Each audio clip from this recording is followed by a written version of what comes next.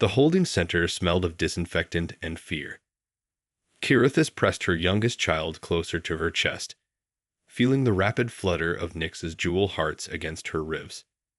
The 3-year-old hadn't spoken since they'd arrived on the human transport ship 2 weeks ago. Neither had her middle child, 7-year-old Vel, who sat rigid beside her on the metal bench, staring at the floor with those large violet eyes that reminded Kirithis so painfully of their father. Only Zara, her eldest at 9, still showed flashes of her old defiant spirit. She glared at every human who passed by, her small hands clenched into fists, her emerald-scaled skin darkening with anger the way it had when she was a toddler having tantrums. "Mama," Zara whispered in their native tongue, "when are we going home?" Kirithis closed her eyes. Home was a crater of molten glass now, along with everything they'd ever known. The humans had been thorough in their victory. "We can't go home, little star," she murmured back. "This is our home now." "I hate it here." Zara's voice cracked. "I hate them." "Sheh." Kirithis glanced around nervously. The humans had translation devices everywhere, and speaking against them was grounds for immediate deportation. To where? No one knew. The rumors spoke of prison colonies on airless moons. A harsh electronic chime echoed through the vast hall. "Processing Group 7 Alpha, report to Station 12. Processing Group 7 Alpha, Station 12. Kirithis checked the faded number on her wristband. 7 Alpha. This was it. Their 4th attempt at refugee status in as many months. "Come," she whispered to her children, helping Nyx to his feet. "Remember what we practiced. Speak only when spoken to. Be polite. Show them we're not dangerous." They joined the shuffling line of other Zephyrian families, all wearing the same expression of weary hope. Kirithis recognized some faces from previous attempts. The Morin family with their twin daughters. Old Kethek, who claimed to have been a teacher before the war, but looked more like a beggar now. The young couple, barely adults themselves, clutching their infant son.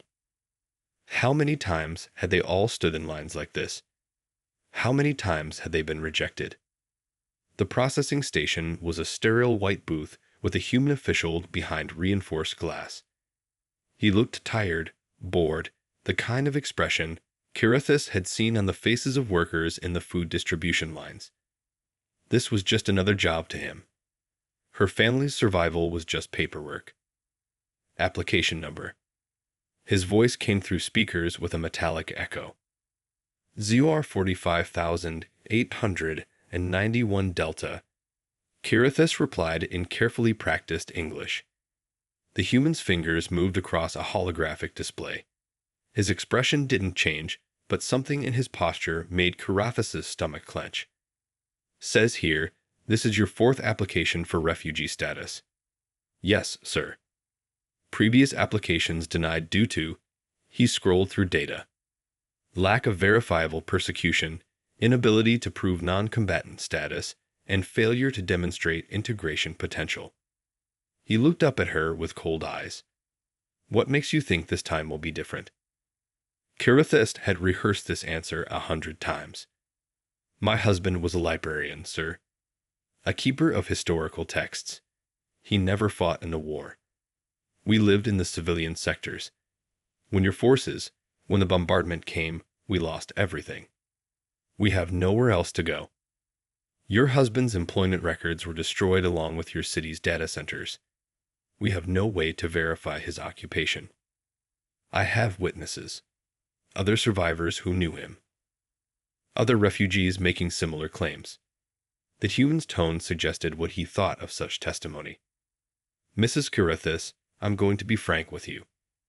Earth is overcrowded. We're processing over 1 million refugee applications per month, and we can only accept a fraction of them. Priority goes to individuals with valuable skills, young single adults who can contribute to our workforce, or families with exceptional circumstances." He gestured at her children. "You're a widow with 3 dependents and no verifiable job skills. Your integration profile scores are below minimum thresholds. I'm sorry, but please. The word escaped before she could stop it. Please, sir. My children are well behaved. They learn quickly. I can work. I can do anything. Cleaning, cooking, manual labor. I just need a chance. The human paused, stylus hovering over his tablet. For a moment, something almost like sympathy flickered in his eyes. Then it was gone. I'm sorry. Application denied. You have 72 hours to report for deportation processing. Next. The words hit her like a physical blow. Zora made a small sound of distress. Vel's breathing became rapid and shallow. Nix just stared up at her with those huge, trusting eyes. Sir, please. Kirithis stepped closer to the glass. There must be something. Some other program. Some other way. The human looked at her for a long moment. Then he glanced around, leaned forward slightly, and lowered his voice. There is one program, he said quietly, but you probably wouldn't be interested. What program? The Family Integration Initiative. It's unconventional. Kirithis felt her heart's hammering. Tell me. It's a partnership program. Qualified aliens are matched with human sponsors. The sponsor provides housing, legal status, pathway to citizenship. In exchange, he hesitated. In exchange, the alien enters into a contracted domestic partnership. Marriage, essentially. For a minimum term of 5 years. The words settled over her like ice water. Around her, she could feel her children listening, not understanding the English, but sensing the tension. You mean? She struggled to find the words. You mean I would have to marry a human? A stranger? Like I said, you probably wouldn't be interested.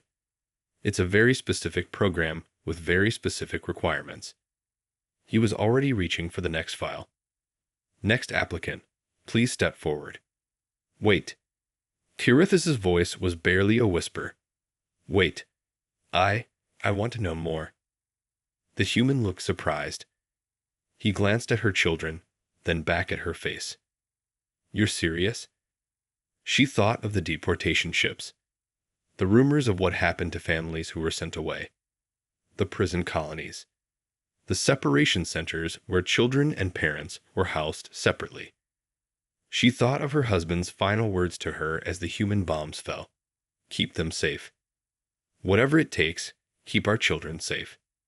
Yes, she said, her voice steady despite the trembling in her hands. I'm serious. My children are well behaved. I can be a loyal wife. Please tell me more. The orientation room was smaller than the processing hall, but somehow more intimidating. 23 alien women sat in plastic chairs arranged in neat rows, all of them wearing the same expression of desperate resignation that Kirithis felt carved into her own features. Some were Zephyrian like herself, their scales dulled by malnutrition and stress. Others belonged to species she barely recognized. Tall, willowy centaurians with their flowing silver hair, stocky Corothens with their stone-like skin, even a few of the rare stellari whose crystalline bodies caught the harsh fluorescent light. All of them had children waiting in the adjoining nursery. All of them had made the same impossible choice. Dr. Elizabeth Chen, the human woman running the orientation, looked professionally sympathetic but tired. She'd probably given this speech hundreds of times before. Ladies, I want to be completely transparent about what the Family Integration Initiative entails, Dr. Chen began, her voice carrying the practiced tone of someone who'd learned to deliver difficult news gently. This is not a temporary arrangement. You will be entering into legally binding marriages with human citizens for a minimum period of 5 years. During that time, you will be expected to fulfill all the duties of a spouse. A Centaurian woman in the front row raised her hand. What exactly does that mean? All the duties. Dr. Chen's expression didn't change, but Kirithis caught the slight tightening around her eyes. That depends on the individual arrangement you make with your sponsor. Some couples maintain separate bedrooms and treat it as a business arrangement. Others develop genuine partnerships. The program doesn't mandate physical intimacy, but neither does it prohibit it. That's between you and your husband. Husband. The word felt foreign and sharp in Carathis' mind. She'd only ever had one husband, and he was buried under tons of rubble on a world that no longer existed. What about our children? Asked a Corathan woman holding a toddler. Do they get citizenship? Upon completion of the marriage contract, both you and your dependent children will receive full Earth citizenship with all associated rights and protections. Your children will be enrolled in standard human educational programs. They'll have access to health care, housing, and eventually, career opportunities. A future? A real future. Carathis felt tears prick at her eyes. When was the last time she'd been able to imagine her children as adults, living their own lives instead of just surviving day to day? What kind of men participate in this program? The question came from a young Stellari woman whose crystalline features looked barely old enough to have the infant she carried. Dr. Chen hesitated for just a moment. Our sponsors come from all walks of life. Farmers who need help managing their properties. Businessmen who want companions for social functions. Widowers looking for someone to help raise their own children. Single men who've had difficulty forming relationships through conventional means. The euphemism hung in the air like a warning. Carathis felt her stomach clench. Men who had difficulty forming relationships. What did that mean exactly? Are we allowed to refuse a match? She found herself asking. You can refuse up to 3 matches before your application is terminated, Dr. Chen replied. However, I'd encourage you to keep an open mind. Our psychological screening process is very thorough. We don't match incompatible personalities. 3 chances. 3 opportunities to avoid ending up with someone cruel or unstable or worse. It wasn't much, but it was something. Dr. Chen activated a holographic display showing various statistics and charts. The success rate for family integration marriages is actually quite high. 67% of couples report satisfaction ratings of good or excellent after their first year. Many choose to extend their contracts beyond the minimum term. She didn't mention what happened to the other 33%. Now let's discuss the matching process. Each of you will create a profile highlighting your skills, interests, and family situation. Our sponsors will review these profiles and request meetings with candidates who interest them. Think of it as a specialized dating service with higher stakes. Dating. Carathis almost laughed at the absurdity. This was survival, not romance. She was about to sell herself to a stranger to keep her children alive. But as Dr. Chen continued explaining the process, the background checks, the probationary periods, the legal protections built into the contracts, Carathis began to feel something she hadn't experienced in months. Hope. Fragile and terrifying, but real. Her children would have beds to sleep in, food to eat, schools to attend. They would learn to read human languages and study human history, and maybe, someday, they would forget the sound of bombs falling and the smell of burning cities. Whatever sacrifice she had to make, whatever indignities she had to endure, it would be worth it for that.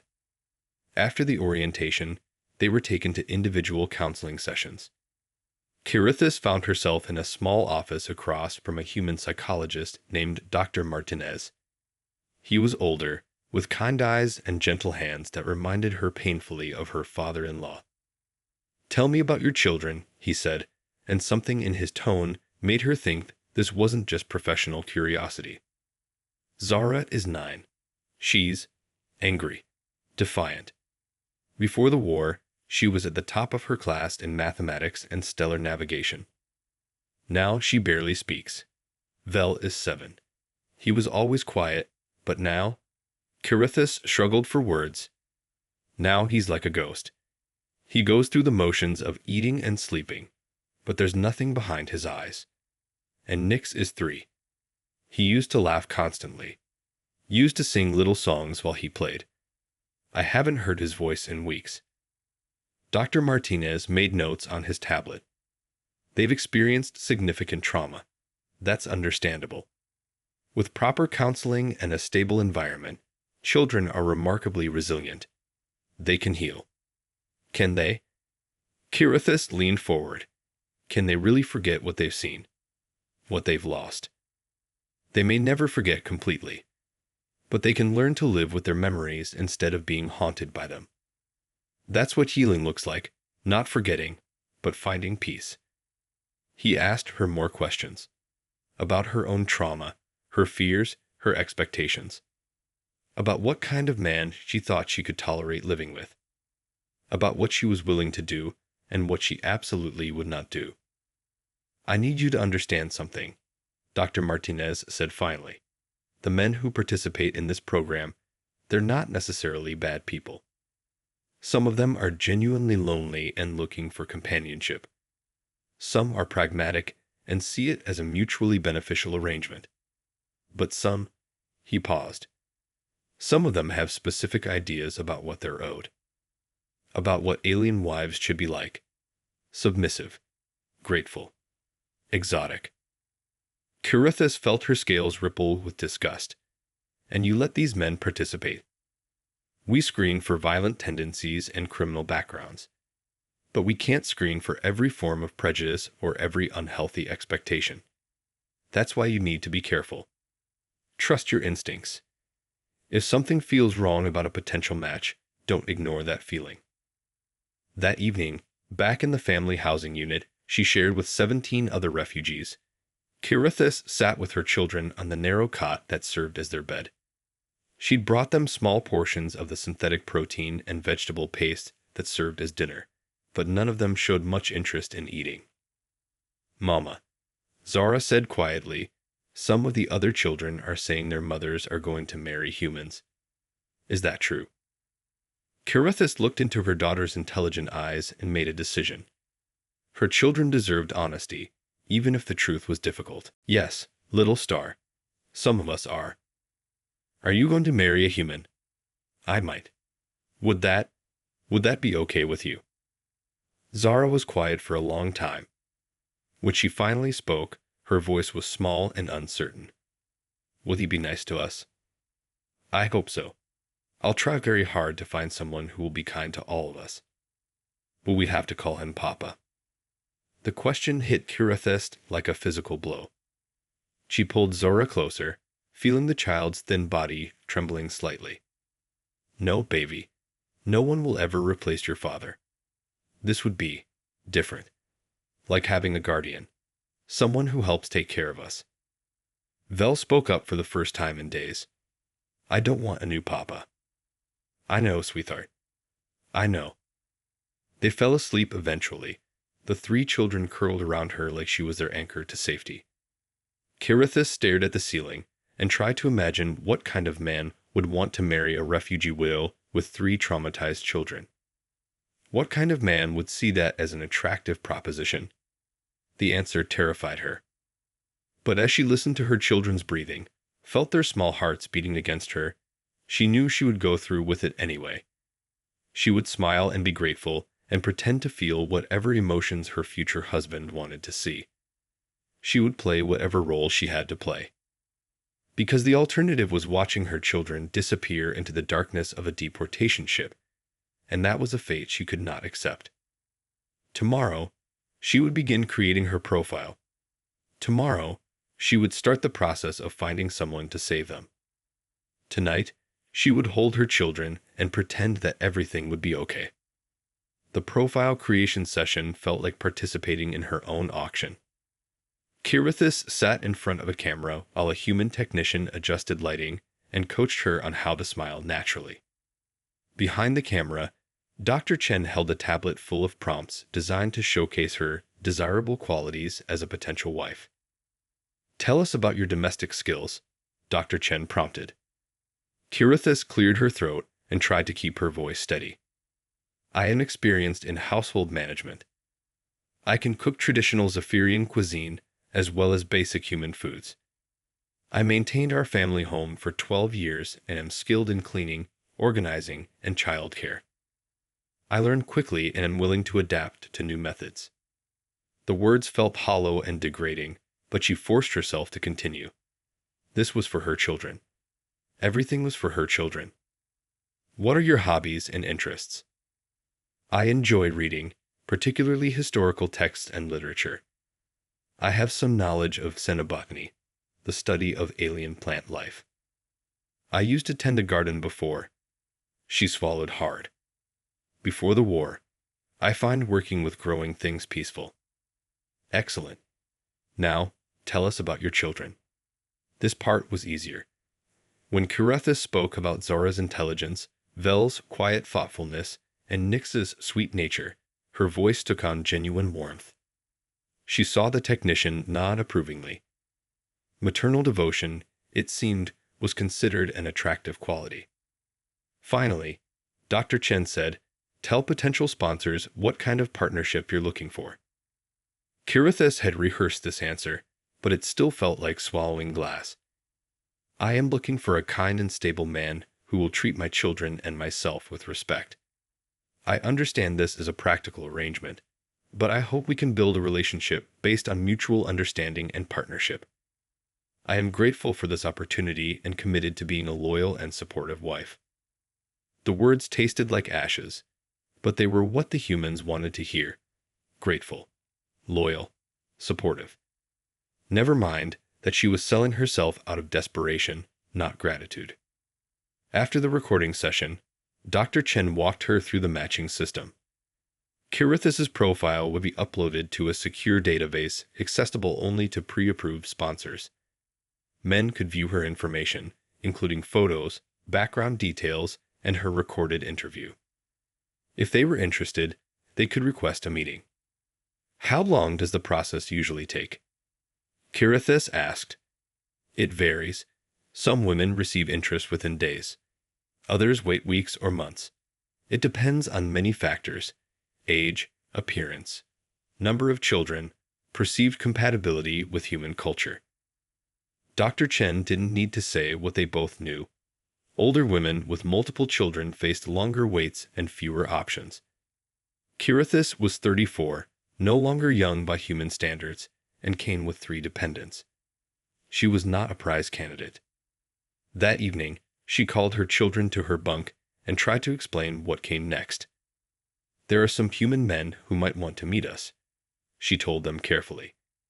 "If that happens, I need you all to be on your very best behavior. Be polite. Answer questions if they ask you something. But mostly, just be yourselves." "What if we don't like him?" Zara asked. "Then we'll see if there's someone else we like better. But remember, little star, we need someone to help us. So we should try to be open-minded." 3 days passed before Kirethis received her first match notification. Dr. Chen called her to the office and handed her a tablet displaying a man's profile. Marcus Chen, no relation to Dr. Chen, despite the shared surname. 42 years old, widowed, owned a small agricultural farm in the Midwest Territory. He had 2 children of his own, ages 8 and 11. His wife had died in a transport accident 2 years earlier. He specifically requested to meet families with children, Dr. Chen explained. He thinks it would be good for his kids to have companions, and he needs help managing the household. The photo showed a man with prematurely gray hair and tired eyes. He looked sad, but not cruel. That was something, at least. His psychological profile indicates he's patient, responsible, and has realistic expectations about the arrangement. He understands this is primarily a practical partnership. What does that mean exactly? He's not looking for romance. He wants a competent partner to help run his household and raise the children. He's offering separate bedrooms and a formal, respectful relationship. It sounded almost too good to be true, which made Kirethis immediately suspicious. What's the catch? Dr. Chen hesitated. He's been through this process twice before. Both previous matches ended during the probationary period. Why? The reports are confidential, but cultural adjustment issues. His previous matches found farm life isolated and difficult. He lives quite far from any major population centers. Isolation. That could mean safety from anti-alien prejudice, or it could mean complete dependence on a man she didn't know. But it was an opportunity, and opportunities were scarce. I'd like to meet him. The meeting was arranged for the following week. Marcus Chen would come to the facility for an initial interview, and if things went well, Kirithis and her children would be allowed to visit his farm for a weekend trial. When the day arrived, Kirithis spent an hour preparing her children, coaching them on human social customs and reminding them to speak only when spoken to. She dressed them in their cleanest clothes, donated garments that had seen better days but were at least free of stains and holes. Marcus Chen was taller than his photos suggested, and his hands showed the calluses and scars of someone who worked with machinery and animals. He seemed nervous, which was oddly reassuring. At least she wasn't the only one finding this process awkward. Mrs. Kirithis, he said, offering a slight bow that suggested he'd researched Zephyrian greeting customs. Thank you for agreeing to meet with me. Thank you for your interest in our situation, Mr. Chen. They sat in one of the facility's meeting rooms, a sterile space designed for conversations like this. Dr. Martinez observed from the corner, ready to intervene if needed. I should be honest about what I'm offering, Marcus began. My farm is successful but modest. We raise hybrid grains and keep livestock. The work is physical and the hours are long.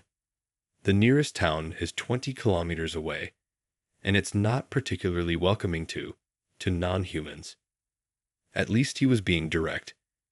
Kirithis appreciated honesty, even when it was discouraging. I have 2 children, Sarah and Michael. They're good kids, but they've been through a lot since their mother died. I think having other children around might help them heal. And frankly, I need help. The house is too big for me to manage alone, and the kids need more attention than I can give them while running the farm. He looked at her children, who sat silently beside her. I'm not looking for a traditional marriage. I'm looking for a partner. Someone who can help me build a stable home for all our children. I can offer you citizenship, security, and respect. What I can't offer is, well, romance. Love. That's not what this is about. The bluntness was jarring, but also refreshing. No false promises or unrealistic expectations. What would our daily life look like? Kirithis asked.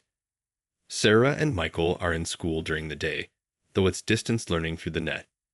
You'd help supervise their studies and integrate your children into the same programs. There's household work, cooking, cleaning, basic maintenance. During harvest and planting seasons, everyone helps in the fields. Evenings are family time, meals together, homework help, maybe some entertainment. It sounded almost normal. Like the life she'd had before the war, but with different people and different surroundings. I'd like my children to maintain their cultural identity, she said carefully. Their language, their traditions. I think that's important.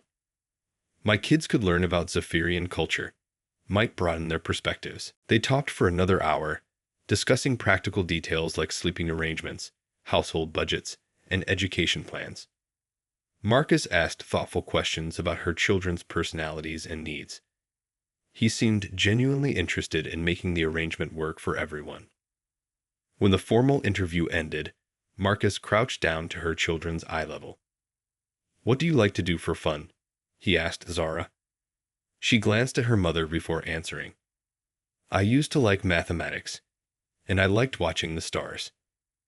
We have excellent views of the stars from the farm. Light pollution is minimal out there, and I could use help with the farm's accounting systems. For the first time in months, Kirithis saw a spark of genuine interest in her daughter's eyes. What about you? He asked Vel. Vel shrank back shyly, but whispered, I like animals. We have lots of animals. Cows, chickens, a few horses. They need daily care. It's a big responsibility. And to Nix. Do you like being outside? Nix nodded solemnly, still not speaking but making eye contact for the first time. After Marcus left, Dr. Martinez asked for Carathas's impressions. He seems decent, she said cautiously. Not what I expected. What did you expect? She thought about it. Someone looking for an exotic pet. Or someone who wanted me to be grateful enough to tolerate anything. He treated this like a job interview, not a purchase. How do you feel about the isolation he described? Scared, she admitted. But also, maybe relieved. Away from the cities, away from crowds of humans who see us as invaders or charity cases. It might be peaceful. And your children seem to like him. That was the deciding factor. Her children's tentative but positive response to Marcus gave her hope that this might actually work. I'd like to accept the trial weekend, she said. Dr. Martinez nodded. I'll make the arrangements. But Carathas, remember what I told you about trusting your instincts. If anything feels wrong, if he shows any signs of the behavior he's hiding, you call us immediately. The probationary period exists to protect you. 3 days later, they climbed into Marcus's transport vehicle for the journey to his farm. As the city faded behind them and the landscape opened into rolling hills and endless fields, Carathas felt like she was traveling to another world entirely. Maybe she was. Maybe that was exactly what she needed. The Chen farmhouse was larger than any dwelling Carathas had lived in since childhood, sprawling across a hilltop with solar collectors gleaming on its roof and fields stretching to the horizon in every direction. As their transport approached the main building, she could see 2 human children watching from an upstairs window. Marcus's son and daughter, no doubt curious about their potential new family members. It's beautiful, she murmured, and meant it. After months in cramped refugee housing, the sheer space felt overwhelming. Marcus parked near the front entrance and helped them unload their meager belongings. Sarah, Michael, he called toward the house. Come meet our guests. The children who emerged were clearly siblings. Both had their father's gray eyes and serious expressions, though Sarah carried herself with the careful poise of an 11-year-old trying to act grown-up, while 8-year-old Michael stayed close to his father's side. Sarah, Michael, this is Mrs. Carathas and her children, Zara, Vel, and Nix. The human children stared openly at her family, taking in their scaled skin and unusual coloring with the frank curiosity of youth. Carathas tensed, ready to intervene if the staring turned hostile, but Sarah stepped forward with surprising maturity. Welcome to our home, she said formally. I hope you'll be comfortable here. Thank you, Zara replied in careful English. Your house is very large. It used to belong to our grandparents too, Michael added. But now it's just us and Dad, so it's kind of empty. The innocence of the comment hit Carathas unexpectedly hard. These children had also lost someone precious. They understood what it meant to have spaces that felt too big, too quiet, too full of memories. Marcus showed them to their assigned rooms on the 2nd floor. The children would share a large bedroom with bunk beds and play areas, while Carathas had been given a smaller but private room with her own attached bathroom. The luxury of privacy and cleanliness felt almost decadent after the communal facilities at the refugee center. Dinner's at 6, Marcus said. Nothing fancy, just roasted chicken and vegetables from the garden. I hope that's acceptable for your dietary needs. More than acceptable. Thank you. When he left them to settle in, Carathas found herself alone with her children for the first time since arriving. They sat on the beds, looking around at the spacious room with its bright windows and clean floors. Mama, Vel whispered, are we going to live here? Maybe, sweetheart. Would you like that? He nodded slowly. It smells clean and quiet, like home used to smell. That evening's dinner was the first real meal they'd share as a family unit in months. Marcus had set the table with care, using actual plates instead of the disposable containers they'd grown accustomed to. The food was simple but well prepared, and there was enough for everyone to feel truly full. So, Marcus said as they ate, "Tell me about your interests. What did you like to do back home?" Zara answered first, her natural intelligence overcoming her shyness. "I liked studying stellar navigation. My father taught me how to calculate jump coordinates and plot courses between systems." "That's impressive. We don't have space travel from here, but the mathematics would transfer to other applications. Agricultural logistics, maybe, or engineering." "I helped Mama with the garden," Vel added quietly. "I liked watching things grow. The vegetable plots could use an extra pair of hands. And we have chickens. They're not exactly pets, but they have personalities. You might enjoy taking care of them." Even Nix participated, though he still spoke in whispers. When Marcus asked what he liked, the 3-year-old said, "Stories. Mama tells good stories." "I'd like to hear some of those stories," Marcus replied seriously, treating the child's words with the same respect he'd shown the older children. "Maybe you could teach me some Zephyrian tales." As the evening progressed, Kirithis began to relax despite herself. Marcus wasn't trying to charm them or make promises he couldn't keep. He was simply treating them as people worth knowing, and his children were following his example. After dinner, they sat in the living room while the children played a simple card game that Sarah had taught Zara. Marcus and Kirithis talked quietly, working out practical details. "The school system here is entirely digital," he explained. "The children attend classes through virtual reality interfaces, with periodic in-person testing and social activities. It's not ideal, but it means they can get a proper education without dealing with, well, with some of the attitudes they might face in traditional schools." "You mean anti-alien prejudice?" "Among other things. Rural communities can be insular. Change makes people nervous, and your family represents a lot of change." His honesty was both refreshing and concerning. "Will we be safe here?" "Physically, yes. The farm is isolated enough that you won't deal with casual harassment. And I have good relationships with my neighbors. They respect my judgment. But socially, it may be difficult at first. People will need time to adjust." That night, as she tucked her children into their new beds, Kirithis felt something she hadn't experienced in months: peace. The house was quiet except for the sound of wind through the fields, and her children fell asleep quickly in their comfortable beds. She lay awake longer, staring at the ceiling and trying to process the day's events. Marcus seemed genuine in his desire for a practical partnership. His children were welcoming without being overwhelming. The physical environment was beautiful and safe. So why did she feel like she was waiting for something terrible to happen?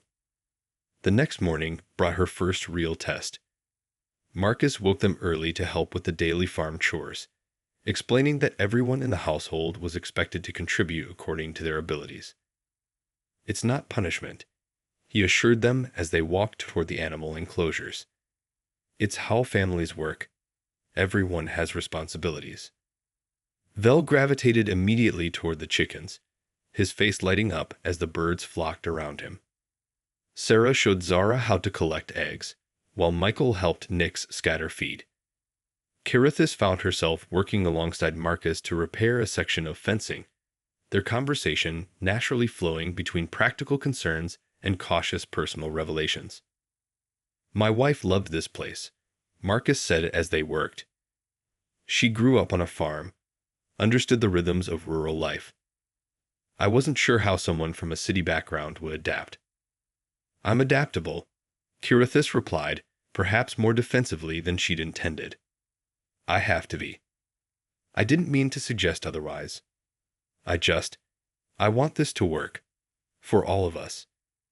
My previous attempts at this arrangement failed partly because I didn't understand how overwhelming the isolation could be for someone used to urban life." "What happened with the other women?" Marcus was quiet for a moment, focused on attaching wire to a fence post. "The first one lasted 3 weeks. She found the work too physical and the social isolation unbearable. The second made it 2 months before deciding she couldn't handle the cultural differences. Both were honest about their needs, and I respected their decisions to leave. But it left you and your children disappointed. Yes, especially the kids. They started to see it as rejection, not just of me, but of our whole way of life. Carithus looked across the field to where her children were playing with his, their laughter carrying on the morning breeze. I won't make promises I can't keep, she said finally. But I can promise I won't give up easily. My children need stability, and I think yours do too. The weekend passed more quickly than she'd expected. They fell into a routine that felt surprisingly natural. Shared meals, collaborative work, quiet evenings with books and games. Her children seemed to bloom in the peaceful environment, their personalities emerging from the shells of trauma and fear they'd carried for so long. On their final evening, as they sat on the porch watching the sunset paint the sky in brilliant colors, Marcus broached the subject they'd both been avoiding. "I'd like to offer you the contract," he said simply. 5 years, with option to renew or renegotiate based on how we're all doing. Separate bedrooms unless you ever decide otherwise, which would be entirely your choice. Full citizenship for you and your children upon completion, with immediate legal protection and medical coverage. Carithus had known this moment was coming, but it still felt surreal. A stranger was offering to legally bind himself to her and her children, sight unseen into their future. "What do you need from me?" she asked. "Partnership. Help running the household and raising the children. Respect for our arrangement, even when it's difficult. And patience while we all figure out how to be a family. And if it doesn't work, then we part ways with dignity and respect. I won't trap you here, Carithus. This only works if we both want it to work." She looked out at the fields where her children had spent the weekend running and playing, their faces bright with something she'd almost forgotten they could feel. Joy. "I accept," she said. The return journey to the refugee center felt like traveling between two different worlds. Her children chattered excitedly about their weekend, making plans for their return to the farm, while Carithus processed the magnitude of what she'd just agreed to. At the center, Dr. Martinez conducted the required post-visit interview, asking detailed questions about her experience and comfort level with the arrangement. "Any red flags?" he asked. "Anything that made you uncomfortable or concerned?" "Nothing overt," she replied honestly. He was respectful and honest about what he could offer. His children were welcoming. The work is physical, but not unreasonable. But it still feels like I'm signing my life over to a stranger. No matter how decent he seems, I'm putting myself and my children completely in his power. That's terrifying. Dr. Martinez nodded understandingly. That fear is normal and healthy. It means you're taking this seriously. Remember, the probationary period exists for a reason. You'll have support and oversight for the first 6 months, and you can leave at any time if the situation becomes unsafe or untenable. And if I change my mind, if I just can't do it, then you find another path. There are other programs, other options. This isn't your only chance at safety, just the most immediate one. But even as he said it, they both knew it wasn't entirely true. Other programs had waitlists measured in years. Other options came with their own risks and sacrifices. For a woman with 3 children and no special skills, the Family Integration Initiative might be her best hope for a stable future. The next week passed in a blur of paperwork, medical examinations, and legal consultations. The marriage contract was extensive, covering everything from financial responsibilities to custody arrangements in case of divorce or death. Carithus read every clause with care, occasionally asking for clarification on terms that didn't translate well from legal English. "You're being very thorough," the legal advisor noted approvingly. Many participants rushed through this part. "I can't afford to miss something important," Carithus replied. "This contract governs the next 5 years of my life and my children's future." Smart approach. Too many people sign without understanding their rights and obligations. The final signing ceremony was deliberately low-key. Just Kirithis, Marcus, 2 witnesses, and a legal officiant. No flowers, no celebration, no pretense that this was anything other than a practical arrangement. They exchanged simple metal bands that marked their legal status, and Marcus promised to protect and provide for her family, while she promised to fulfill her duties as his partner and wife. "Congratulations," the officiant said with professional neutrality. "Your marriage is now legally recognized under Earth law." Wife. Kirithis twisted the unfamiliar ring on her finger and wondered what her husband, her real husband, her first husband, would think of what she'd just done. Then she looked at her children, who were watching the proceedings with a mixture of excitement and uncertainty, and reminded herself why she'd made this choice. Whatever came next, they would face it together as a family, even if that family looked nothing like what any of them had originally planned. 6 months into their marriage, Kirithis stood in the kitchen preparing dinner for their combined family when she heard the sound that still made her heart skip: human vehicles approaching the farm. Through the window, she could see a convoy of 3 black transports making their way up the long driveway, official government markings gleaming on their sides. "Marcus," she called, her voice carefully controlled despite the fear crawling up her throat. "We have visitors." He emerged from his office, took one look at the approaching vehicles, and his expression darkened. "Take the children upstairs. All of them. Don't come down until I call for you." "What's happening?" "I don't know yet.